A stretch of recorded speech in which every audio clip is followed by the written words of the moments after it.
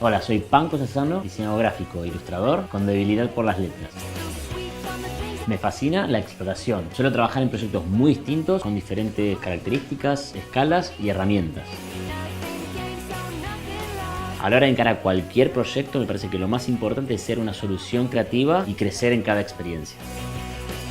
He trabajado con marcas como Coca-Cola, Pegar, Marlboro, Jägermeister, Cerveza Patagonia, Quilmes, Endeavor, Banco ICBC. En este curso de doméstica diseñamos un gran lettering para una cervecería artesanal que busca hacer un pequeño homenaje a uno de sus productos más ricos y más elegidos, la cerveza de trigo.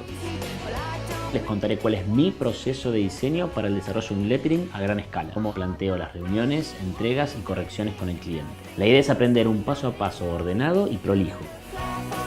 Con este modelo de planificación, los alumnos podrán replicar un proyecto semejante y al final conocer los secretos y los tips, llevando el diseño desde el papel a la pared, o bien trabajar un lettering a la escala que lo prefieran.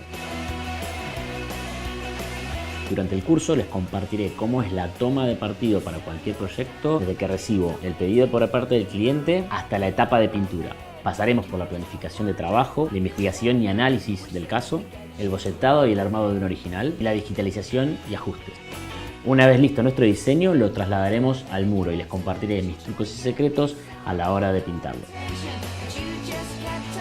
Para realizar este curso se necesita cierto dominio del lápiz y el papel, mucha curiosidad y ganas de hacer. Si tienes experiencia en alguna de las artes gráficas o en la pintura, mejor, pero no es excluyente.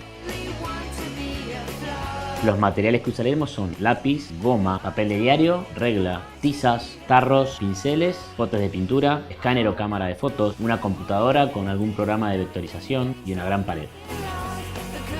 Este curso está dirigido a diseñadores, ilustradores, decoradores, muralistas, curiosos y cualquiera que tenga manos inquietas y ojos hambrientos. El diseño es un oficio y como tal se aprende haciendo. Los invito a conocer mi mundo y a trabajar conmigo.